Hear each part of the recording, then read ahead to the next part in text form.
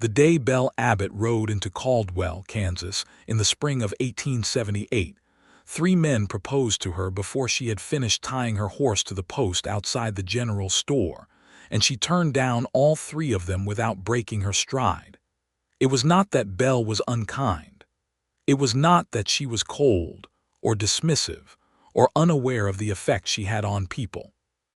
It was simply that Belle Abbott had spent 24 years on this earth watching women fold themselves into smaller and smaller shapes to fit the boxes men had built for them, and she had decided, somewhere around the age of 12, that she would do no such thing.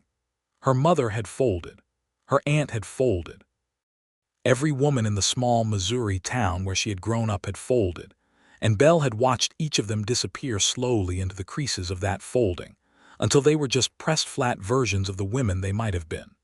So Belle had packed what she owned, which was not much a good horse named Senator, a Winchester rifle she could shoot with the kind of accuracy that made grown men go quiet, a worn leather journal, and a carpetbag of clothes, and she had ridden west. That had been 2 years ago.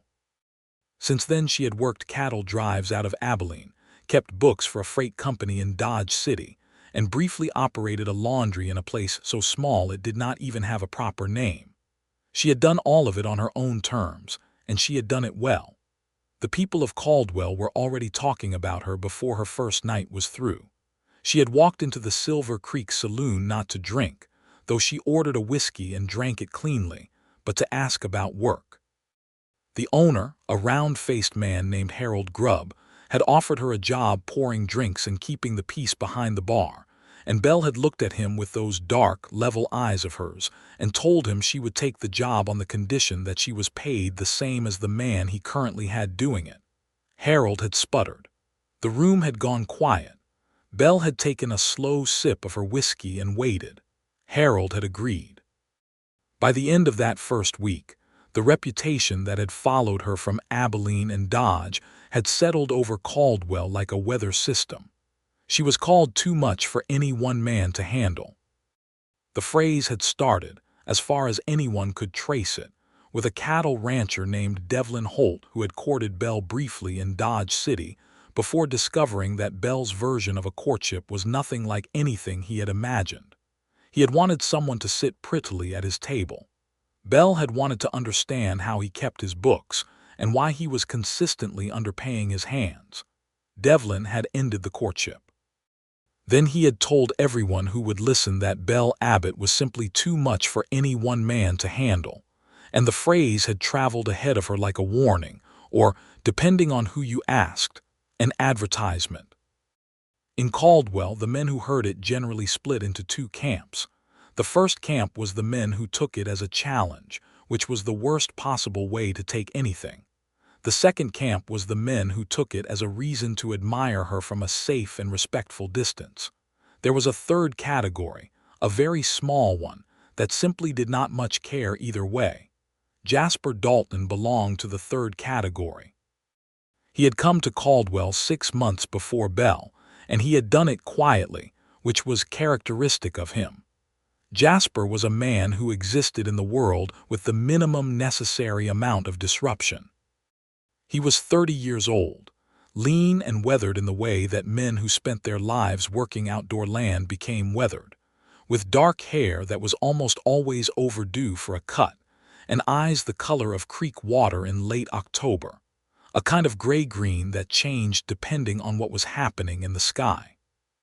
He had come to Caldwell because a man he trusted, a former Army scout named Caleb Marsh, had told him there was good land to be had outside of town, land with water and decent grass, and that the previous owner had left in a hurry following some trouble that was no longer anyone's concern. Jasper had bought the land, a modest spread of about 200 acres called, rather optimistically, the Sundown Ranch by its previous owner, and he had set about making it work. He had 4 hands who worked for him, a quiet Tejano named Rodrigo, 2 brothers from Georgia named Pete and Samuel, and an older man everyone called Dutch, whose actual name nobody seemed to know. They ran about 80 head of cattle, kept a small remuda of horses, and minded their own business with the kind of single-minded determination that Jasper had made the organizing principle of his life. He had heard about Belle Abbott the same way he heard about most things, slowly and reluctantly, because he was not a man who sought out conversation. Dutch had mentioned her first, over breakfast one morning, saying that there was a woman working the Silver Creek who had apparently ridden point on a cattle drive out of Abilene, which Dutch found remarkable enough to bring up twice. Rodrigo had added, without looking up from his coffee, that he had heard she was a fair shot. Pete had said she was the most beautiful woman he had ever seen, and Samuel had agreed, and Jasper had finished his breakfast and gone to check on the fence line along the north pasture, because none of that was his business. He had not meant to meet her at all. The meeting happened on a Tuesday in late April, when Jasper rode into town for supplies and feed, and found that the only available space at the hitching post outside the general store was directly beside a tall roan horse that he recognized immediately as a quality animal, deep-chested and well-kept, with a silver-mounted bridle that was expensive without being showy. He tied his own horse beside the roan and went inside, and there was Belle Abbott, standing at the counter in a divided riding skirt and a white shirt with the sleeves rolled to her elbows, going through a detailed and apparently contentious negotiation with the store's owner, a nervous man named Mr. Aldrich, about the price of paper. The same quality paper was 12 cents a ream in Dodge, Belle was saying, her voice calm and precise.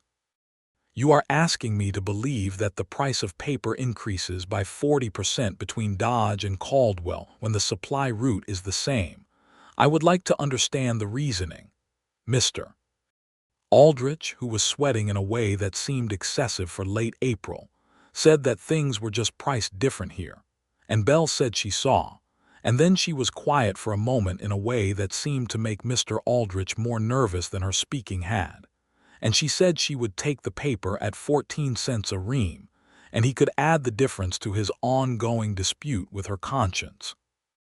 Jasper, who had come in behind her and was waiting with genuine patience because he was not in a hurry, watched this exchange with something he could only have called appreciation, in the way that a person appreciates watching someone do something they are very good at.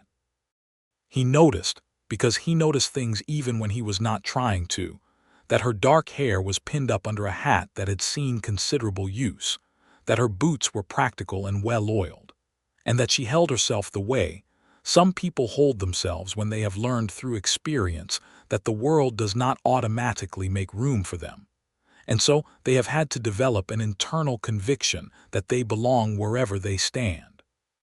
Belle collected her paper, turned away from the counter, and found him looking at her. Most men, when Belle caught them looking at her, either looked away too fast or held the look in a way that was meant to be forward. Jasper did neither. He simply acknowledged with a small nod that he had been looking, in the manner of someone who had done nothing wrong and was not embarrassed about it, and then he moved to the counter to place his order. Belle stood for a moment in the doorway, which was unusual for her because she was not a person who lingered. She could not have said later what had held her there. He had said nothing to her. He had asked her nothing, offered her nothing, commented on nothing. He had just looked at her like she was a person standing in a store, and then he had moved on. She left. He ordered his supplies and loaded them onto the wagon he had brought in place of his saddle horse that day, and he drove back to the Sundown Ranch and spent the rest of the afternoon mending tack. And he did not think about her, particularly, because he was not a man who spent much time on what he could not account for. They crossed paths again 3 days later at the post office, where Belle was collecting a package that turned out to be a set of law books she had ordered from a firm in Kansas City, and Jasper was mailing a letter to his older sister in Colorado. This time, Belle spoke first. "You were at Aldrich's store," she said. "I was," Jasper agreed. "You're quiet," she observed. He considered this. "I suppose I am. Most people feel the need to say something when they meet me." "We haven't met," he said. "Not formally." He extended his hand. "Jasper Dalton. I have the Sundown Ranch west of town. Belle shook his hand without hesitation. Her grip was firm and brief. "Belle Abbott, I work the Silver Creek." "I know," he said. "Dutch mentioned you. Is Dutch the old one with the white beard?" "That's him. He's in most nights. He drinks beer and reads the newspaper. He's never once tried to tell me to smile." Jasper almost smiled then, just barely. "No, he wouldn't. He's not much for unnecessary conversation." Belle looked at him for a moment with the kind of assessment that she was very good at and most people found unnerving. "What kind of unnecessary conversation do you avoid, Mr. Dalton?" "Most kinds," he said honestly. She picked up her law books, tucked them under her arm, and headed for the door. "Good day to you, then." "Good day," he said. He watched her go and then mailed his letter, and that was that, or it should have been. The complication, the one that neither of them would have predicted, began on a Friday evening in the first week of May, when a man named Warren Cade rode into Caldwell with 4 of his associates and took up residence at the Silver Creek Saloon with the specific intention of causing the kind of trouble that Belle Abbott was not paid enough to manage alone. Warren Cade was a speculator of a particularly unpleasant variety, a man who moved through small towns in Kansas, identifying land and businesses that could be bought or pressured into changing hands. And he had his eye on a piece of property just north of town that happened to sit between his current holdings and the land he wanted to eventually consolidate into something large enough to be genuinely profitable. The Silver Creek Saloon was not his actual target, but Harold Grubb owed Warren Cade a debt, and Warren Cade was the type of man who collected on debts in ways that were designed to remind the debtor of their inferior position. He came in on Friday evening, took a table in the center of the room, and proceeded to be loudly unpleasant for several hours, running Belle ragged with demands, making remarks about her that she met with a silence so deliberately contained it was more cutting than anything she might have said, and at one point grabbing her wrist when she set down his drink with what he claimed was insufficient care. Belle extracted her wrist with a precision that required a technique she had learned from a woman in Abilene who had managed her own saloon for 15 years, stepped back, and told him that if he touched her again, she would remove his hand at the wrist using the knife she kept in her boot. And she said it with such complete and calm certainty that the room went very quiet. Warren Cade looked at her for a long moment, and then he laughed, loudly and performatively, and told the room that this was what happened when you let women do men's work, and 2 of his associates laughed with him, and one did not quite manage it. Belle went back to work. She did not give him the satisfaction of showing what the encounter had cost her, because she had learned that lesson early, but her jaw was tight for the rest of the evening, and she poured herself a small whiskey after closing that she did not often do. Jasper Dalton had been in the Silver Creek that evening, which was unusual. He came to town only on Tuesday and Thursday as a general rule, but Dutch had sent him in on Friday because they had run low on a specific type of wire needed to repair the north fence, and the hardware store only received shipments on Thursdays, so Friday was the first opportunity. He had finished his business at the hardware store and decided, for reasons he did not examine carefully, to stop at the Silver Creek for one drink before the ride back. He had been sitting in the back corner of the room, which was his natural habitat in any crowded space, and he had seen the entire thing with the wrist.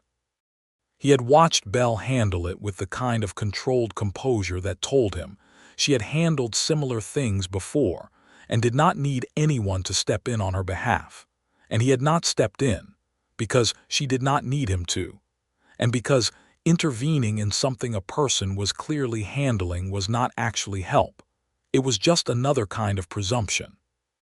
What he did do, because he was a fair and attentive person, was watch Warren Cade for the rest of the evening, and notice that Warren Cade watched Belle the way that certain kinds of men watched certain kinds of women, with a sense of ownership deferred, as though he believed it was only a matter of time and the correct amount of pressure. Jasper paid for his drink, left a decent tip on the bar, and rode back to the Sundown Ranch under a sky full of stars. He mentioned to Rodrigo the next morning that a man named Warren Cade had been in the Silver Creek, and Rodrigo went still in the particular way that Rodrigo went still when something meant something, and said that he had heard that name before, that Cade had been doing business up around Wichita the year before in a way that had left a number of smaller ranchers in difficult positions, and that he had also heard Cade had been asking around town about the Sundown Ranch.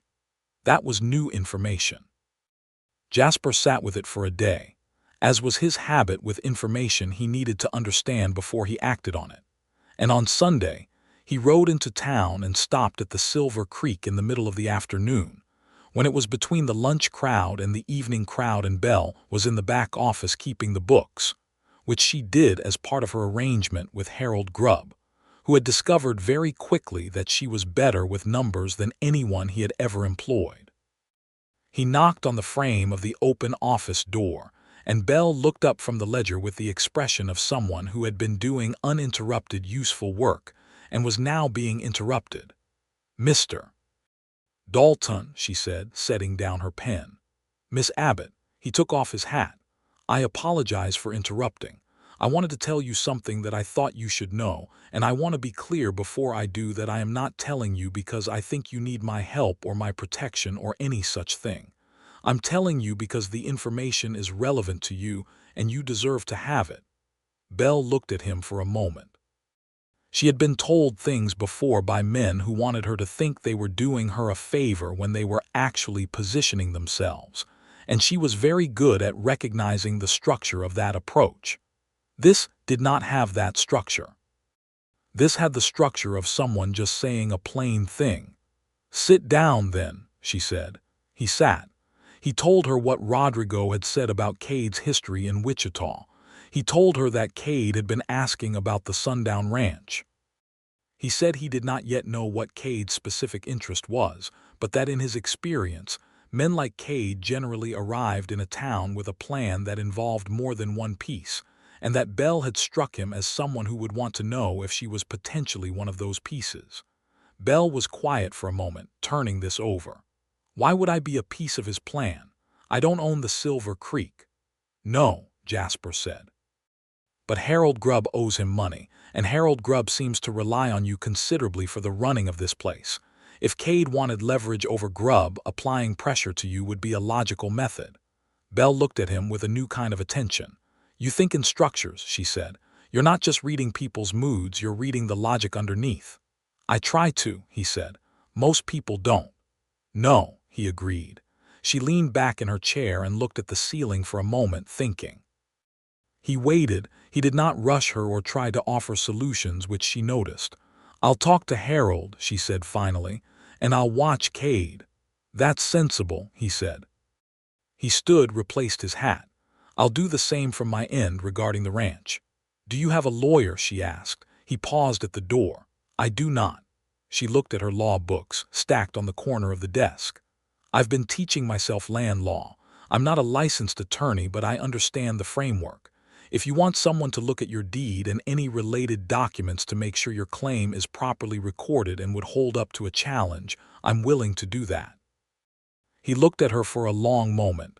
"Why?" he asked, not as a challenge, just as a genuine question. "Because you told me something useful without expecting anything in return," she said simply. "And because it interests me. I like problems that have right answers if you look at them correctly." "I'll bring the documents Tuesday," he said. "I'll be here." He left, and Belle sat for a while with her pen in her hand without writing anything, which was also unusual for her. The documents were in good order mostly. Belle went through them carefully on Tuesday evening, after the bar closed, spread on the office desk with a lamp pulled close, and Jasper sat across from her in the chair he had occupied on Sunday and answered her questions when she had them. He had brought the original land purchase agreement, the deed of record from the county courthouse, and a secondary document related to the water rights on the property, which was where Belle found the first problem. The water rights clause in this secondary agreement is written in a way that is technically ambiguous, she said, pointing to a specific paragraph. The primary deed assigns you the water rights to the eastern creek clearly. But this secondary document, which appears to have been filed at the same time, uses language that could be interpreted to limit those rights under certain conditions. Do you know who drafted this secondary document? Jasper leaned forward to look at where she was pointing, close enough that she could smell leather and clean cotton and the faint trace of wood smoke that seemed to be a permanent feature of men who worked ranches. "The man at the land office in Caldwell," he said. "A fellow named Hargrove." Belle was quiet for a moment. "And Hargrove," she said carefully, "how long has he been at the land office?" "Since before I arrived. About 2 years, I think." "And Warren Cade has been working the region for how long?" The silence that followed had a quality to it. Jasper sat back and she watched him work through it, watched his expression not change much but watched something settle in his eyes into a kind of grim clarity. "Long enough," he said. "I want to be careful about what I'm suggesting," Belle said, "because I don't have proof of anything. What I can say is that this ambiguity in the water rights document could, in a legal dispute, be used to argue that you do not have clear and exclusive rights to the eastern creek, and that would significantly affect the value and the livability of your ranch. If someone wanted to put pressure on you, this would be the lever." "Can it be corrected?" he asked. "Possibly. There is a process for filing a corrective deed that would need to be reviewed by a county judge, not just the local land office. The county seat is in Wellington. If you were to take the correct documents there and file an amended record, it would take the leverage away from anyone working through Hargrove." Jasper was quiet for a moment. "I am going to ask you something, and I want you to tell me honestly if it is too much to ask."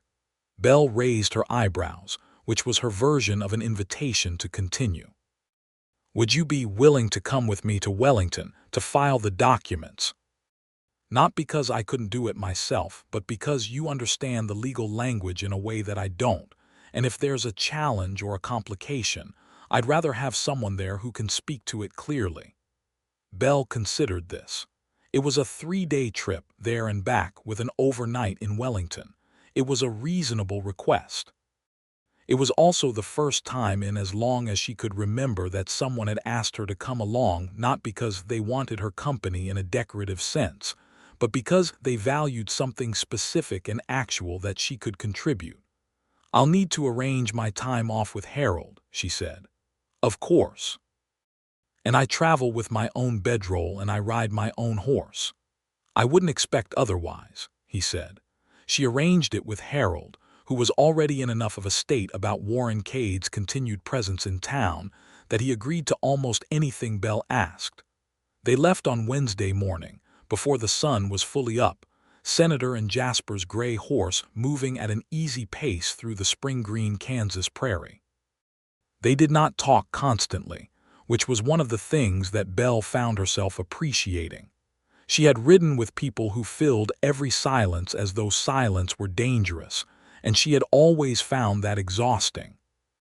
Jasper rode beside her, and sometimes they talked, and sometimes they did not, and neither condition seemed to cause him any anxiety, and she found that she could breathe more easily than she usually did in the company of someone she did not yet know well. They talked about the land, because both of them were interested in it. Jasper knew Kansas terrain the way someone knew it who had ridden through it in all seasons and paid attention. He knew where the water ran underground and where it surfaced, which grasses came back strong after drought and which did not, how the weather came in from the northwest in a particular way that gave you maybe 20 minutes of warning if you were paying attention to the clouds. Belle talked about Missouri, a little, which was more than she usually talked about it, and about Abilene, and the cattle drive, which had been the hardest physical work she had ever done and also the most satisfying. She told him about the trail boss, a man named Clifton Wells, who had given her the job because he was 3 hands short and desperate, and who had spent the first 2 weeks waiting for her to fail before he had accepted that she was not going to, and who had written her a letter of character that she still carried in her saddlebag. "Why the law books?" Jasper asked at some point in the afternoon, when the Wellington road stretched ahead of them through low hills covered in young grass. Because the law is the mechanism by which things are made fair or unfair, and I find that most people who are treated unfairly don't know enough about the mechanism to do anything about it, Belle said. I want to understand it well enough that I can. For yourself, for myself, and for other people, she said. I've met women who lost their homes because of legal documents they didn't understand, and freed people who were cheated out of wages because they didn't know the law said they were owed them. The law isn't always just, but knowing it is better than not knowing it. He was quiet for a while after that. Then he said, "You're planning to be a lawyer." It was not a question, and the way he said it was not skeptical. It was simply a recognition of a fact he had just correctly identified. "There are no women who are licensed attorneys in Kansas," Belle said. "There are a handful in the country. It is an extremely difficult thing to accomplish." "That doesn't answer the question," he said. She looked at him sideways. "Yes," she said. "That's what I'm planning." They made camp that evening by a narrow creek that Jasper knew about, and Belle cooked over the fire while Jasper tended to the horses, because Belle's cooking was better, which they had established earlier when she had asked what he knew how to make and he had said beans, which was not encouraging. She had packed better provisions, and she made a decent meal of salt pork and biscuits and dried apple, and they ate without standing on ceremony, sitting close enough to the fire to be warm in the cool May evening. "Can I ask you something?" Belle said. "You can ask me anything," he said. "I may not answer." "Why did you say that you had never been interested in handling anyone?" She held up a hand before he could respond. "I've heard that phrase. I don't trade in gossip, but that one got back to me. Someone told me that when people in town were discussing my reputation, you said you had never been interested in handling anyone, and that was the end of your contribution to that conversation." Jasper looked at the fire. "Because it's true," he said. "Explain it," she said, not harshly but directly. She was a direct person, and she had found that directness was the fastest way to truth. He considered for a while, turning his coffee cup in his hands. "I had a father who believed very strongly in managing the people around him. My mother, my sister, me, until I was old enough and big enough to make it more trouble than it was worth for him to try. He was not a violent man, particularly, but he believed that order in a household meant that everyone did what he said, and he put a lot of energy into making sure that happened. I watched what that cost my mother over 20 years, and I thought that it was the worst possible way to love someone." He paused. "I don't know if I've ever particularly wanted to love someone, not because I am cold or because I don't feel things, but because most of the models I had for how that went were not models I wanted to replicate.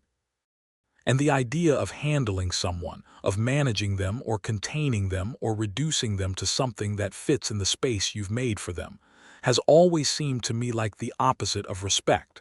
So no, I've never been interested in it." Belle looked at him for a long time. The firelight moved over his face, and she thought that he was a man who had spent a long time understanding himself, and was not particularly interested in performing the result of that understanding for anyone else's benefit. "The men who have wanted to court me," she said slowly, "have generally wanted something they called me, but what they actually wanted was a version of me that was smaller and easier and less likely to disagree with them. And I don't think I've ever met someone who could just let me exist at my actual size without wanting to trim something. That seems like a failure of imagination on their part," he said. She looked at him. He was looking at the fire. He had said it plainly, as though it were obvious, and she had the sudden and slightly vertiginous feeling of standing on the edge of something she had not expected to encounter on a Wednesday evening by a creek in Kansas. She did not say anything about that feeling. She banked the fire and went to sleep in her bedroll, and Jasper did the same, and the horses were quiet in the dark. Wellington was a bigger town than Caldwell, with a proper county courthouse and a land records office that was staffed by a clerk named Mr.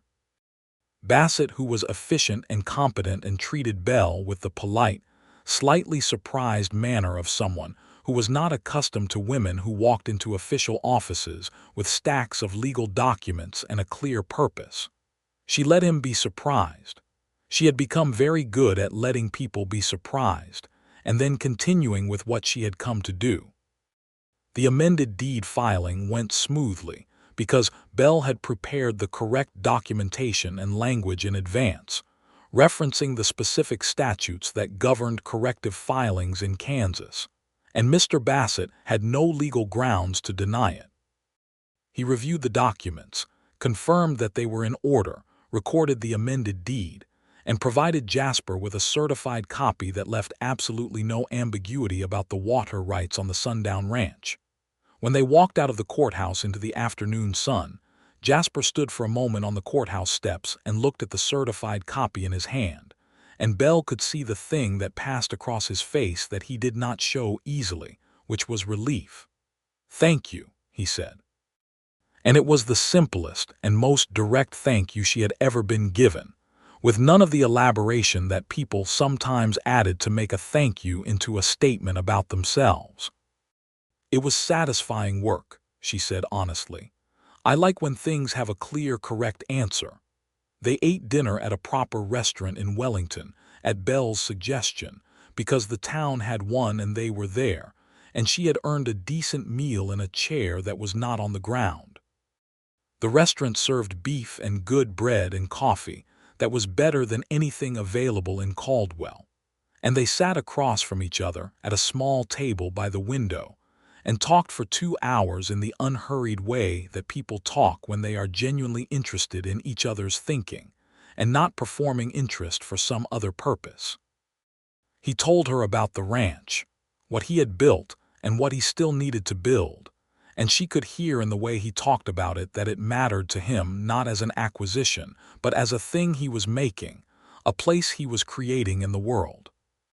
He told her about the Sundown name, which the previous owner had given it, and said that he had almost changed the name but had ended up keeping it, because it suited the way the light looked on the land in the evenings when the sky went all that particular color of orange and pink over the flat Kansas horizon.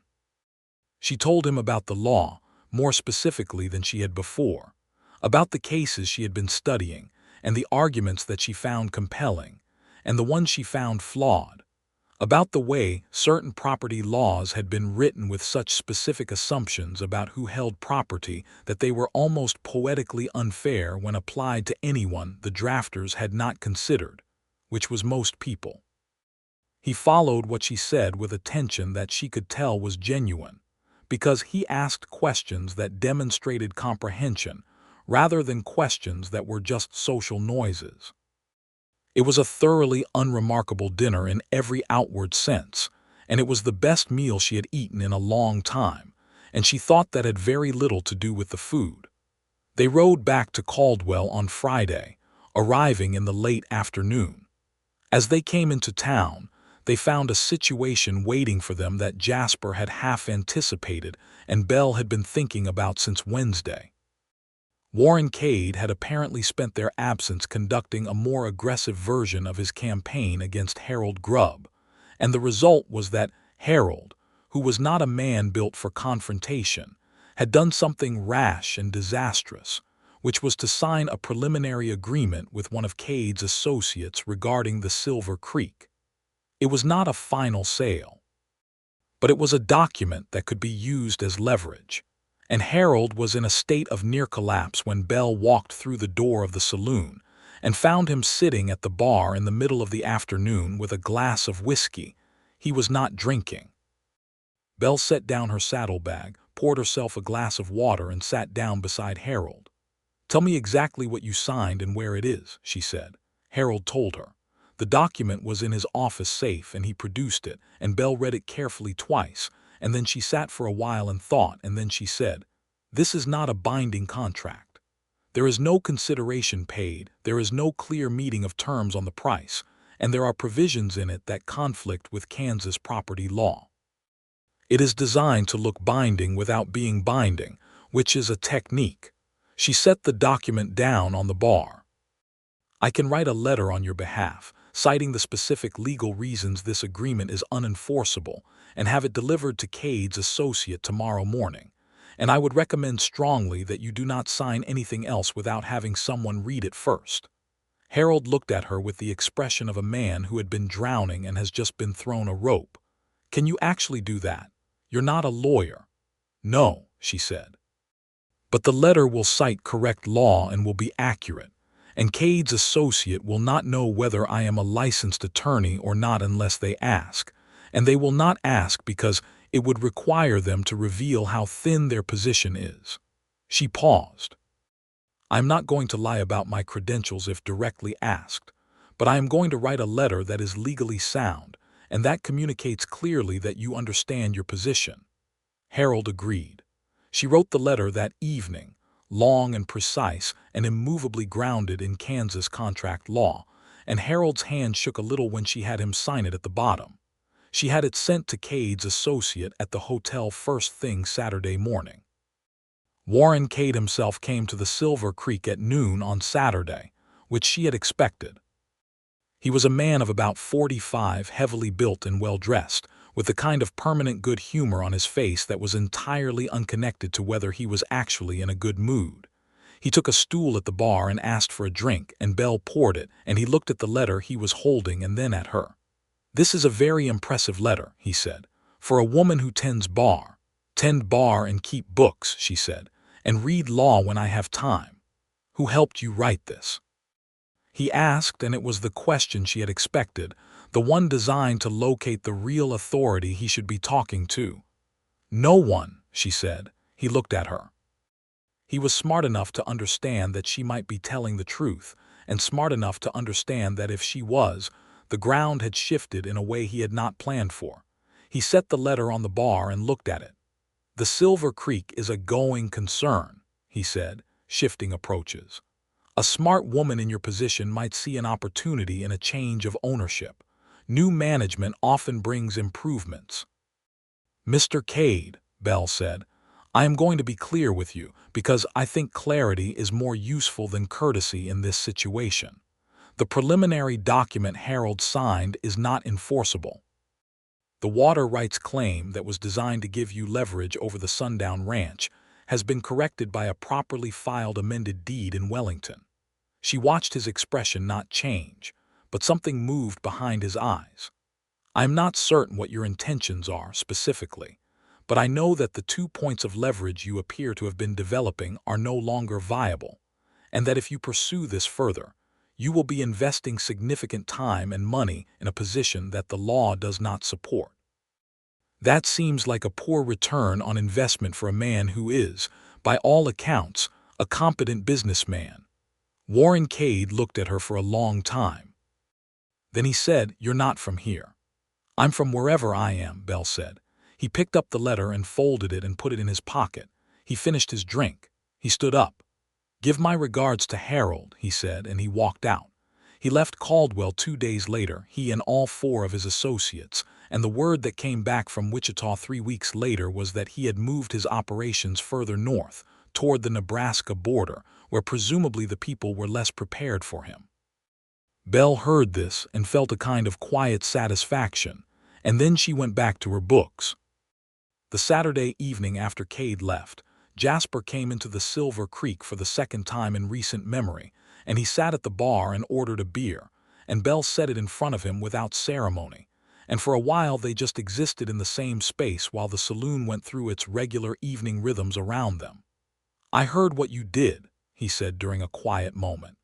"Harold told everyone," she said, without irritation. She had expected Harold would. "You didn't tell me you were going to go after Cade directly." "You didn't ask," she said, "and it wasn't your business to manage." "I know," he said. "I'm not saying it was, I'm saying I'm impressed." Leaned on the bar and looked at him. "Are you?" "Yes," he said it simply.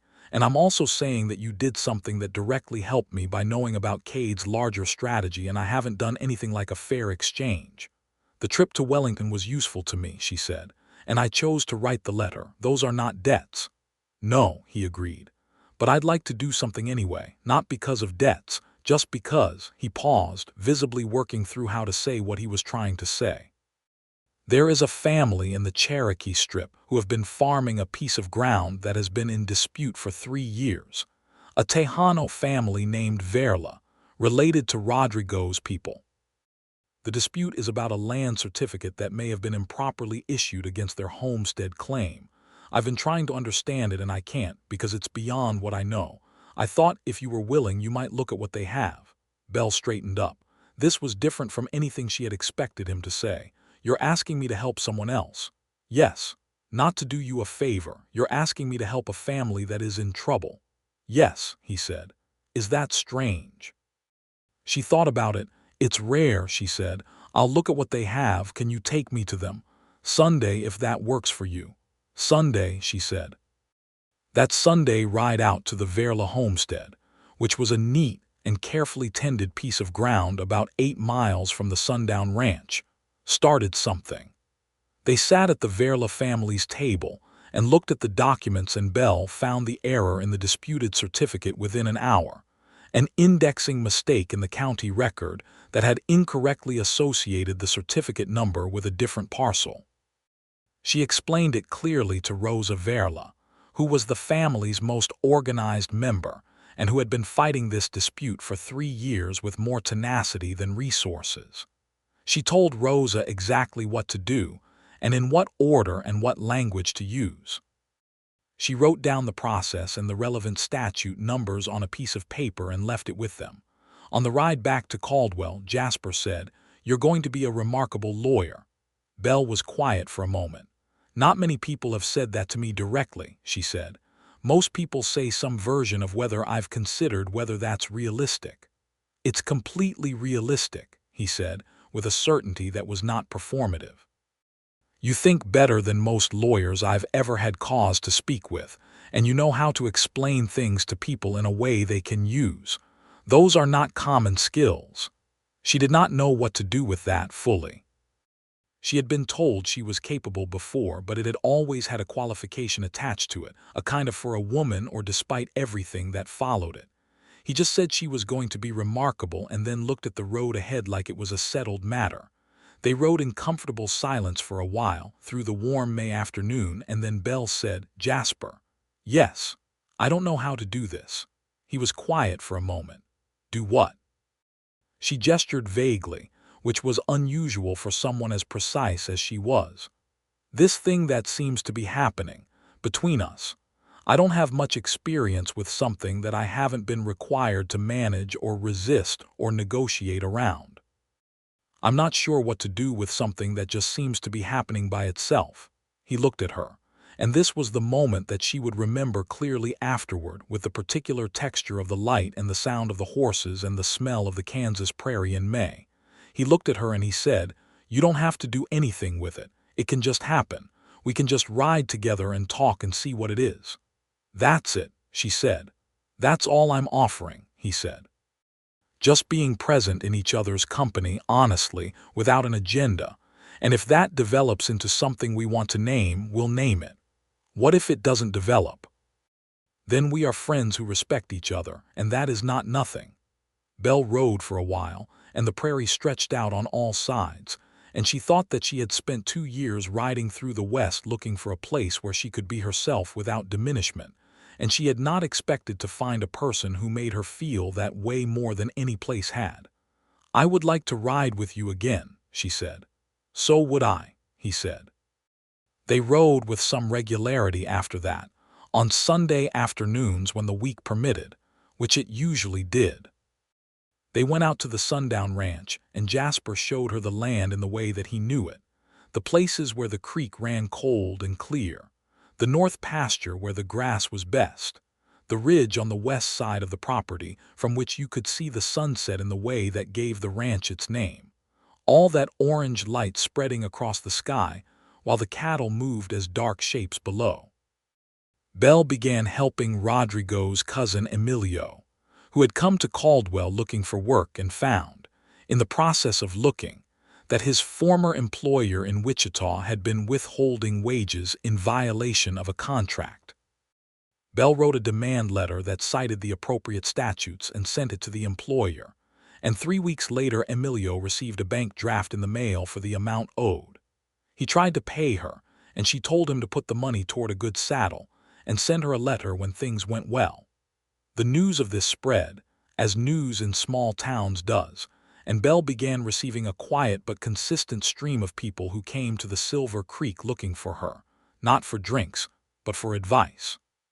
She kept her bar work but added an unofficial practice of sorts, conducted in the back office after hours, that was entirely without legal standing and that she was scrupulously honest about, telling everyone who came that she was not a licensed attorney and that they should see one if they could find and afford one, which most of them could not. Harold Grubb, who was a man of limited imagination but genuine gratitude, built her a small desk in the back office without being asked and said nothing about it. Jasper watched all of this from a respectful and admiring distance and said nothing about it, either, except on the occasions when she told him about specific cases, when he listened carefully and offered observations that were occasionally useful in a way that told her he had been paying attention to what she had taught him about legal structures. In June, she told him she had written to a law firm in Kansas City to ask about reading law formally under the supervision of a licensed attorney, which was one of the standard paths toward bar admission for people who did not have the means for formal schooling. The firm had written back with moderate interest. She had written back with complete articulate clarity about her qualifications and intentions, and she was waiting to hear. They were sitting on the porch of the Sundown Ranch's main house when she told him this in the evening, with the sunset doing exactly what it was supposed to do behind the ridge. Jasper was quiet for a moment, and then he said, "Kansas City is not close." "No," she said. "Would you go?" She looked at the horizon. "If they take me, I would have to consider it seriously." He was quiet again, and she could see him thinking, and she appreciated that he was thinking rather than reacting. "I think you should go," he said. "If that is the right step toward what you are building, I would not want to be a reason that you don't." She looked at him. "That is a very selfless thing to say for someone who—" She trailed off because she had not quite said it yet, not in those explicit terms, and she was not sure she was ready. "For someone who what?" he said, and he was looking at her with those creekwater eyes, and the last of the orange light was on his face. "For someone who I believe may have developed feelings for me," she said, in the most legally precise statement of vulnerability she had ever made. He said, "I have developed feelings for you. Yes, simple as that. I've been fairly certain of it since Wellington, and I've had no interest in pretending otherwise since around the time you wrote that letter to Cade's associate." Belle looked at her hands, which were completely still in her lap, which was unusual because they were almost always doing something. "I have also," she said, "developed feelings for you." The silence that followed was the most comfortable silence she had ever experienced in the context of having just said something terrifying, and that told her something important. "Then we will figure out Kansas City and everything else," he said. "Those are problems that have solutions if you look at them correctly." She looked at him for a moment, and then she did something that surprised both of them, which was that she reached over and took his hand where it rested on the porch rail, and held it, and he turned his hand and held hers back, and they watched the last of the sunset dissolve into violet and blue. The Kansas City law firm, Whitmore and Ellis, agreed to take her on as a law clerk in early July. It was not the warmest response she had ever received, but it was a real one, and the terms they offered, while not generous, were fair. She would read law under the supervision of Mr. James Ellis, a younger partner who had expressed, in his letter, some genuine if careful interest in the expanding question of women in the legal profession. She would assist with research and document preparation, and attend all court proceedings she was able to. The term was 18 months, at the end of which she would be eligible to sit for the bar examination.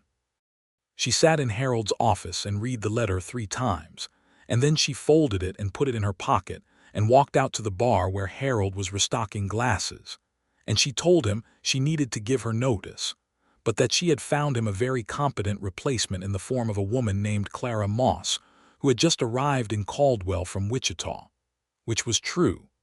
Belle had been quietly identifying Clara as a potential replacement for 3 weeks because she had known this moment was coming.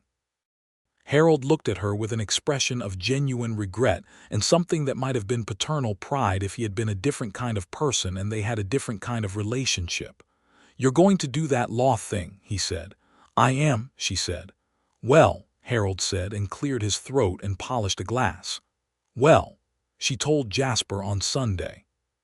She had decided earlier in the week that she was going to tell him without softening it or surrounding it with qualifications, because he deserved a plain statement of fact, and because she was done having important conversations in any other mode.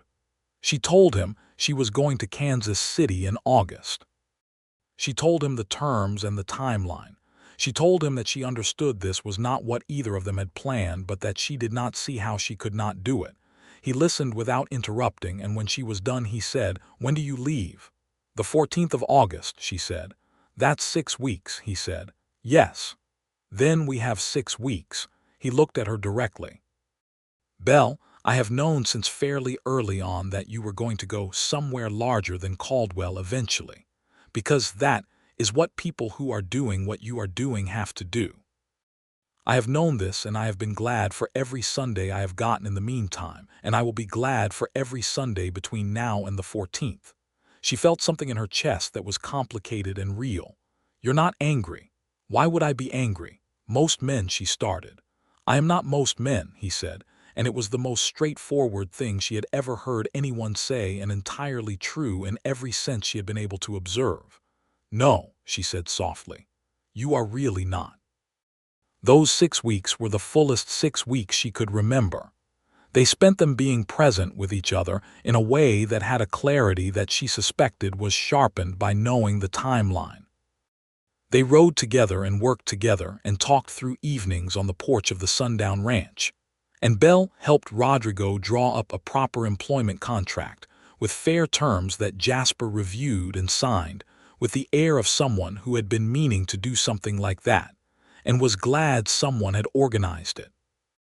In the evenings, Belle sometimes read aloud from the law books, working through arguments and cases, and Jasper would listen and occasionally object on logical grounds.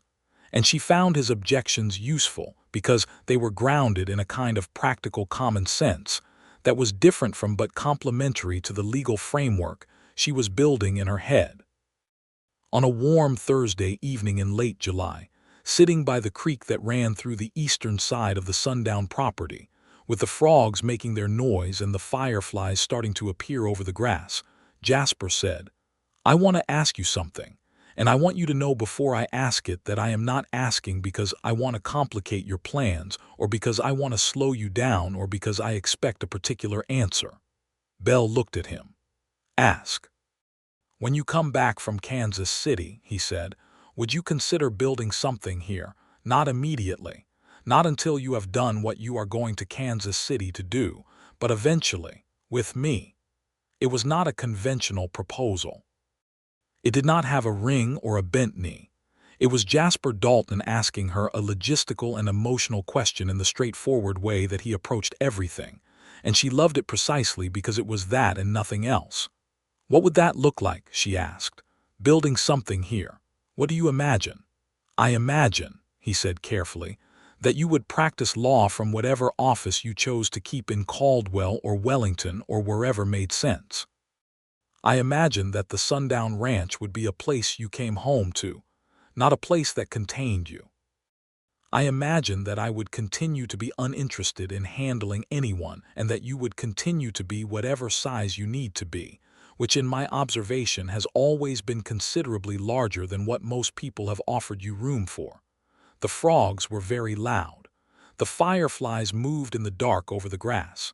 "Yes," Belle said. "When I come back, yes." He reached over and tucked a loose piece of her hair back behind her ear with a kind of careful gentleness that was nothing like the calculated gestures men sometimes made to be charming. And she turned toward him and he kissed her, slowly and deliberately, the way he did most things.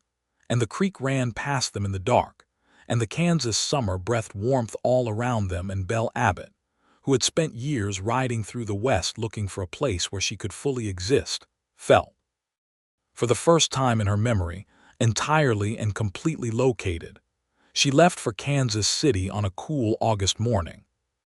Jasper rode with her to the stage road, because she was taking the stagecoach from Caldwell to Wichita and the train north from there. Senator would stay at the Sundown Ranch, in the care of Rodrigo, which Belle had arranged because she trusted Rodrigo, and because leaving her horse with Jasper felt like the most honest kind of promise she could make. They said goodbye at the stage road in the practical and direct way of two people who understood each other well enough not to make the goodbye into a performance. He told her to write when she could. She told him she would, and that she expected him to write back. He said he would try, which from a man of Jasper's limited enthusiasm for correspondence was probably the equivalent of a solemn vow. She got on the stage and did not look back, because she had found that looking back was an indulgence that cost more than it returned. But she felt, as the stage moved north through the Kansas morning, the particular weight of something that mattered being left behind, and she held it carefully because it was the kind of thing that you didn't want to break. Kansas City was large and loud, and entirely unlike anything she had spent the last 2 years becoming accustomed to. The law offices of Whitmore and Ellis were on the 4th floor of a building on Delaware Street, and Mr. James Ellis was a precise and somewhat formal man of about 35 who had a tendency to speak to her with the slightly elevated volume people use when they are not sure someone understands, which she corrected gently but consistently until he stopped. By the end of the first month, she had demonstrated sufficiently that he could speak to her at normal volume and at full speed, and their working relationship settled into something genuinely productive. The work was hard in the way that good hard work is hard, requiring full concentration and constant learning, and the ability to hold large amounts of complex information in organized relation to each other. Belle was good at all of these things, and she was also good at the thing that turned out to matter most, which was the ability to sit with a client who was frightened or confused or both, and to make the complexity clear without making the client feel foolish, and to do it with a kind of steady, grounded warmth that she had not known she possessed until people began to respond to it. She wrote to Jasper twice a month. He wrote back once a month because he was Jasper, and the letters were not long but they were entirely themselves, which is to say they were precise and specific, and said real things in plain language. He told her about the ranch, and about Senator, who was apparently opinionated about where she was willing to be pastured. He told her that the Verla family had won their land dispute, which she was glad to hear. He told her without decoration that he missed her company, and she wrote back that she missed his. In October, she took on a case of her own, informally, with Mr. Ellis's knowledge and cautious approval. It was a dispute involving a freedman's family named Washington, who had homesteaded a piece of ground in eastern Kansas, and were being pressured by a neighboring rancher, whose position was legally tenuous, but who had resources and connections that the Washington family did not. Belle spent 3 weeks building the correct legal argument, filed the relevant documents under Mr. Ellis's name because the bar examination was still months away, and when the matter was resolved in the Washington family's favor, Mr. James Ellis wrote in his report to his partner that the case had been substantially prepared and argued by his clerk, which he considered noteworthy. She wrote to Jasper about the Washington case at length, and his response, which was longer than usual, said that he thought she had done a necessary thing, and that the law was better for having her practicing it, and that Senator had recently decided she preferred to be near the creek, which was inconvenient but probably her own business. She came back to Caldwell for Christmas, because she had earned a week, and because she had been away for 5 months, and Kansas City was a fine city, but it was not the Sundown Ranch in the evening with the light going all orange over the ridge. The stage from Wichita came in on a cold December afternoon, and Jasper was at the stage stop, which she had not expected, and she stepped down from the stage into the cold Kansas air, and he was standing there in his coat with his hat in his hands, and she crossed the distance between them without hesitation, and he put his arms around her with a completeness that was the most certain she had felt about anything in a long time. "Senator is very glad," he said into her hair. "I'll bet she is," Belle said, her face against his coat. They walked to where the horses were tied, and there was Senator, looking at Belle with the expression of a horse who has been patient about an inconvenience for 5 months and would like to register this fact. Belle put her forehead against the mare's nose and said several things in a low voice that were between them. The week at Christmas was everything she had wanted it to be and nothing that she had been able to fully imagine from 500 miles away, which is always the way with things that require presents. They rode the land together in the cold December air, and the prairie was beautiful in its winter colors, the pale gold of the dried grass and the gray blue of the sky and the bare dark shapes of the cottonwoods along the creek. They ate dinner with Rodrigo and Dutch and Pete and Samuel, who had all stayed on through the winter, and Belle found that they had become a kind of household in the time she had been gone. A small and functional community gathered around the ranch in a way that felt like something Jasper had cultivated without knowing he was doing it. On Christmas Eve, they sat by the fire in the main house, and Belle told Jasper that the bar examination was scheduled for March, and that Mr. Ellis had told her he believed she was ready, and Jasper said, "You will pass it," with the certainty of someone stating a geological fact. "You don't know that," she said. "I know you," he said, which amounts to the same thing. She looked at him in the firelight and thought that she had spent her whole life in the company of people who saw her potential as a problem to be managed, and she had found in this quiet and somewhat taciturn rancher in Kansas the first person who saw it simply as a fact. "Jasper," she said. "Yes." "I don't want to wait until I am done with everything to build something here," she said. "I want to build it alongside doing everything. I want to sit for the bar and practice law and do all of it, and I want to do it from a place that is also ours." He was quiet for a moment. "Are you asking me to marry you?" he said, and there was something in his voice that was almost amusement but was warmer than that. "I am proposing a partnership," she said precisely. "That may include marriage if you think it's the right legal and personal structure." He did almost smile then, that slight movement at the corner of his mouth that she had catalogued over the months. "I think it is the right structure," he said, "on the condition that you understand it will be an equal partnership in every sense of that word." "That is the only condition under which I was willing to propose it," she said. He reached into his coat pocket and produced a ring, which she had not expected. It was a simple gold band with a small dark garnet, unpretentious and lovely, and he held it out to her with the directness that was characteristic of everything he did. "I had this made in August," he said, "in case we reached this conversation." She took the ring and looked at it and then looked at him. "You've been carrying this since August." "I've been a patient man," he said. She put the ring on and it fit, because of course it did.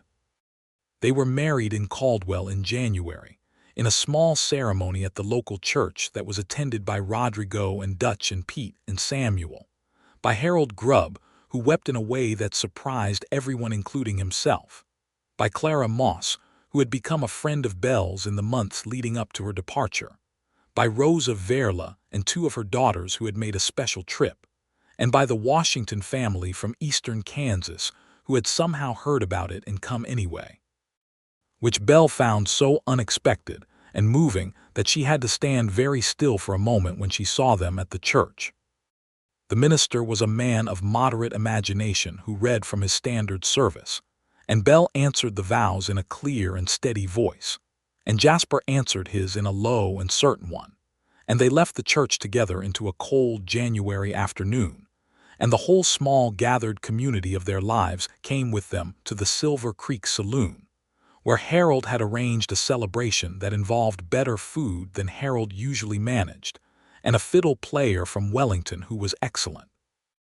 Belle went back to Kansas City in January because she had a bar examination in March, and Jasper stayed at the Sundown Ranch, and they wrote to each other in the way they had established, and the letters felt different now, weighted with the particular comfort of things that have been settled. She sat for the Kansas bar examination on the 4th of March, 1879, in a room with 11 other candidates, all of them men, most of them with the barely concealed discomfort of people who are not sure how to behave when something unexpected is happening. The examination lasted 2 days. Belle completed it with the thoroughness she brought to everything, referencing arguments she had built over 18 months of immersion in the law, drawing on cases, on statutes, on the logic underneath the framework, and on the practical experience of the people she had helped in Caldwell and Kansas City, and the knowledge of what the law looked like from the position of those it too often excluded. She passed. She was one of 4 candidates who passed on that sitting, and she was the first woman admitted to the Kansas bar in the city of Kansas City. Mr. James Ellis shook her hand with genuine warmth and told her, with the slight stiffness of a formal man making an informal statement, that it had been his privilege to have her in the office. She thanked him and meant it. She sent a telegram to Caldwell that said, "Admitted to the bar. Coming home." Jasper was at the Caldwell stage stop in April, and this time he had Senator with him, because Belle had specifically requested that in her letter she wanted to ride home. She stepped off the stage and there was Senator, who made a sound of genuine and unaffected recognition, and there was Jasper, who looked at her with the quiet and complete regard that she had come to understand was his version of everything most people said in much louder and more elaborate ways. She rode home to the Sundown Ranch on Senator, beside Jasper on his gray horse, under a Kansas spring sky of the particular clean blue that only existed at this latitude in April, and the prairie was beginning its green again, and the creek was running high with the snowmelt, and everything was exactly where she had left it, and also in the way of places where something has been settled, more fully itself than before. She set up her law practice in Caldwell, in a small office above the hardware store, which she rented and fitted out practically, with a good desk and bookshelves for the law library she was beginning to assemble, and 2 chairs across the desk for clients. She had a sign made for the door that said Belle Dalton, attorney at law, in plain lettering, and she was matter-of-fact about the sensation it caused in town, which was considerable. Her first formal client as a licensed attorney was Rosa Verla, who came with a new matter involving a disputed grazing agreement, and Belle handled it cleanly and correctly, and Rosa paid her in cash, and also in the form of a large jar of the best preserved peaches Belle had ever eaten. Her second client was Dutch, who turned out to have an actual name, which was Ferdinand Hooper, and who had a matter related to a will from Ohio that had never been properly probated, and which Belle resolved through a long correspondence with an Ohio attorney that took 3 months and resulted in Dutch receiving a modest but real inheritance that he used to buy a very good horse, which he called Belle, which she told him she considered inappropriate, and which she was secretly extremely touched by. The practice grew. It grew because Belle was genuinely good at what she did, and because she was honest about what she could and could not do, and because she charged fees that were fair and sometimes waived them when the situation called for it, and because she treated every person who sat across her desk with the same level of attention and seriousness, regardless of who they were or what they had. She took on cases involving land disputes and wage claims and probate matters and contract disputes, and she turned away cases that had no merit regardless of who brought them, which earned her a reputation for integrity that was more useful to her practice than any amount of advertising. She also took on cases that other attorneys would not, including matters involving freedmen whose homestead rights were being challenged, and cases involving the Tejano families in the region who were frequently subjected to legal pressure designed to exploit their unfamiliarity with Anglo-American property law. Some of these cases she won and some she did not, but she argued all of them with the same scrupulous care, and she learned from every one of them. In the evenings, she came home to the Sundown Ranch, where the household had grown into itself in a way that felt organic rather than arranged. Rodrigo had brought his wife Maria from Texas, a small and precise woman who had opinions about the garden and the laying hens, and the overall organizational logic of the kitchen that improved all three considerably. Dutch remained in his bunkhouse with Ferdinand Hooper's inheritance and his horse named Belle. Pete had married a woman from town, named Iris, who came out to the ranch 2 days a week to help with the heavier domestic work that neither Belle nor Maria had time for. Samuel had developed a serious attachment to the general store owner's daughter, a young woman named Margaret, and was in the extended middle stages of a courtship that everyone at the ranch was following with warm and affectionate interest. Jasper ran the ranch with the same steady, unshowy competence he brought to everything, and had expanded the cattle operation to 120 head, which was working well. He had also begun, in a quiet and incremental way, to be the person in the surrounding ranching community who other ranchers came to when they had disputes with each other that needed someone with good judgment and no personal stake in the outcome to think through with them, which was not exactly the same as what Belle did but sat adjacent to it, and they sometimes talked through the logic of various situations together in the evenings in a way that both of them found useful. In November of 1879, Belle told Jasper she was expecting a child. She told him in the kitchen of the main house, on a morning when Maria had gone to town and Dutch was out with the horses and Rodrigo, and the others were at the far pasture. And she told him directly because she was not a person who built up to things, and she watched his face go through a series of things she could follow clearly, starting with a stillness of the kind that comes before large realizations, and ending with an expression that she was going to keep private from any description. Because some things between two people are exactly that. He crossed the kitchen and put his arms around her and held her for a while without saying anything, and then he said, "Are you all right?" "I'm perfectly well," she said. "I'm going to continue working." "I wouldn't dream of suggesting otherwise," he said. "The practice will need some adjustments in the spring, but I've been thinking about the structure and I believe I can manage it." "I know you can," he said. "Come sit down for a minute anyway." She sat down, not because she needed to but because he had asked, and she felt, in that moment, inclined to let herself be looked after for a moment, which was its own kind of progress. Their son was born in June of 1880, in the main house of the Sundown Ranch, with Maria and a capable midwife named Mrs. Hobart in attendance, and Jasper present because Belle had made it clear she wanted him there, and because there was no place he would rather have been. The birth was not easy, but Belle was characteristically determined throughout it, and at the end there was a boy, a solid and loud and emphatically present small person who looked at the world from the moment of his arrival with an expression of genuine assessment that made Belle laugh even in her exhaustion, because it was so familiar.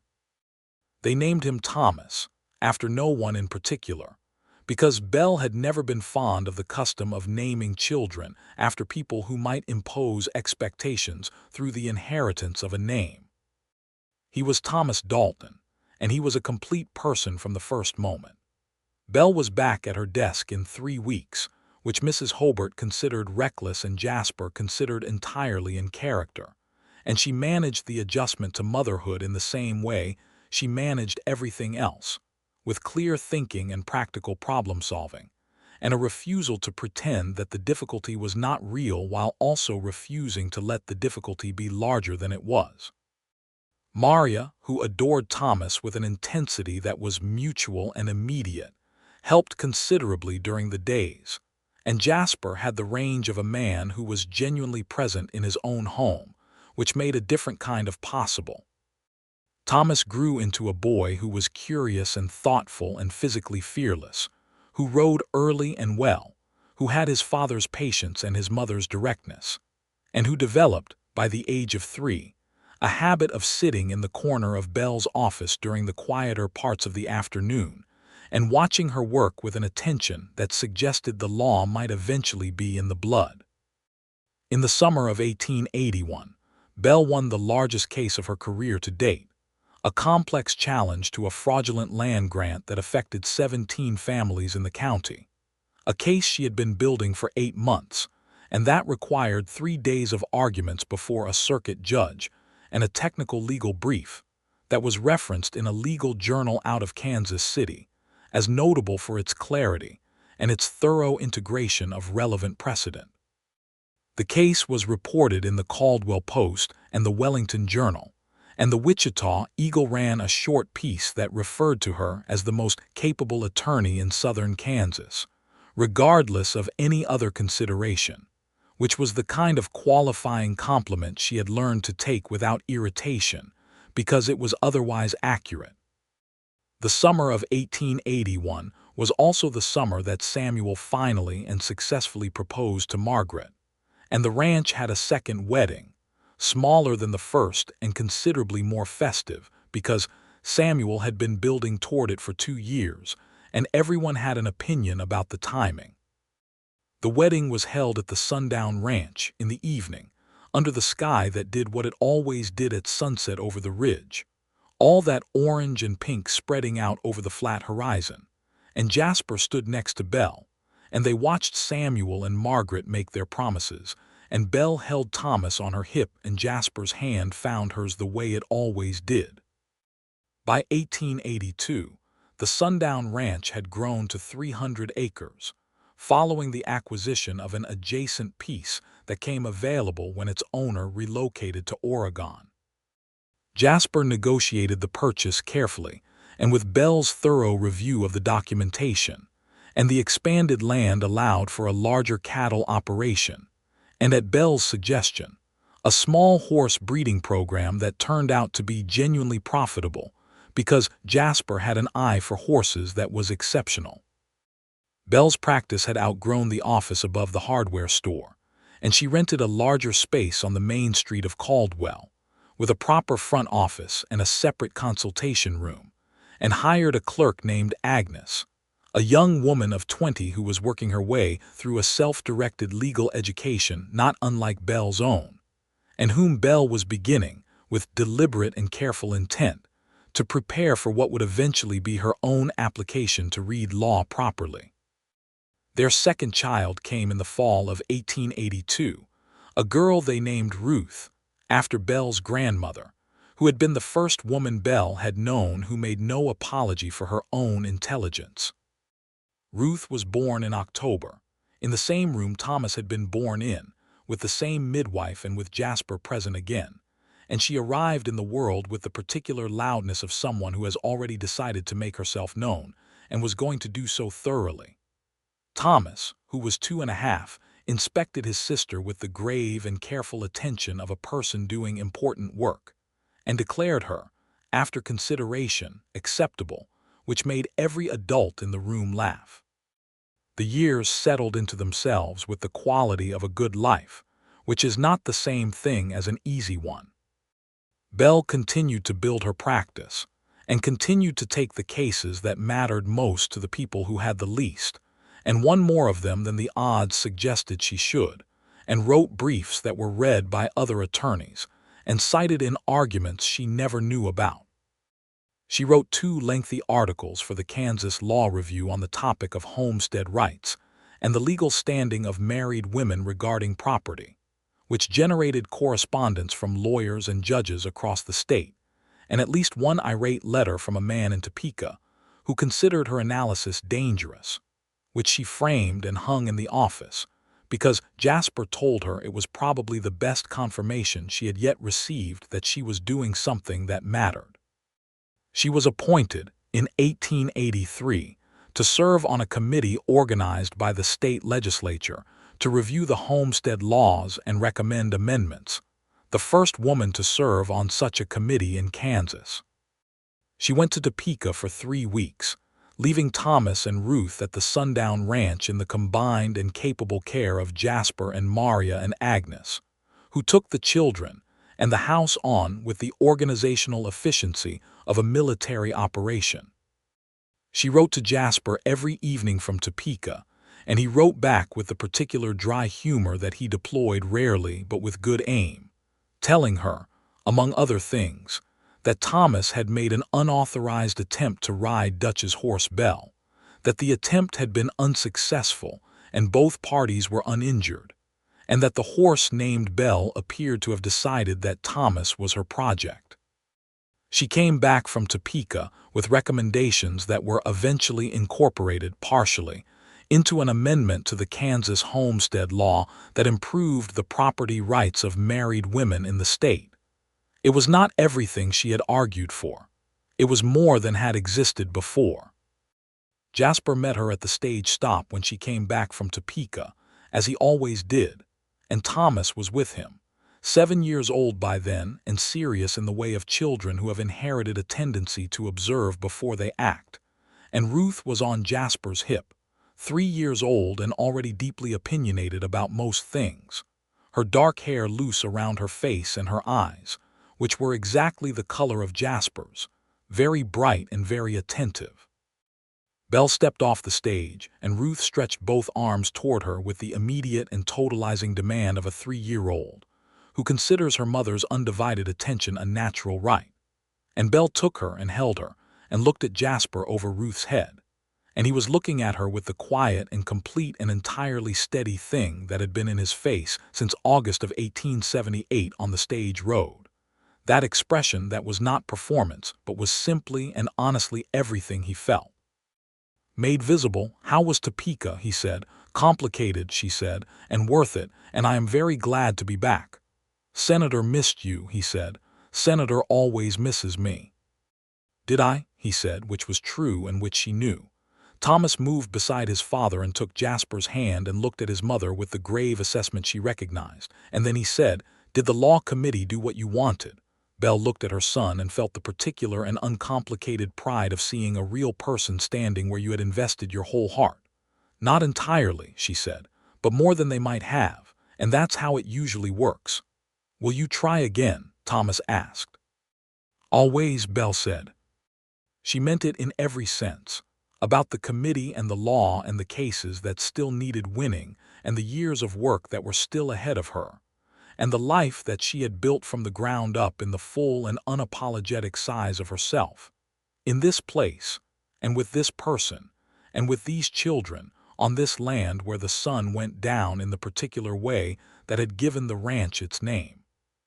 Jasper took her free hand as they walked to the horses, and Ruth was talking rapidly about something that had happened with the chickens, and Thomas was asking a question about the stage route that required a detailed and accurate answer, and the Kansas afternoon was warm and clear, and the sky was that exact blue, and everything that had been opened and searched for and fought for and found was here, whole and complete, in the evening air.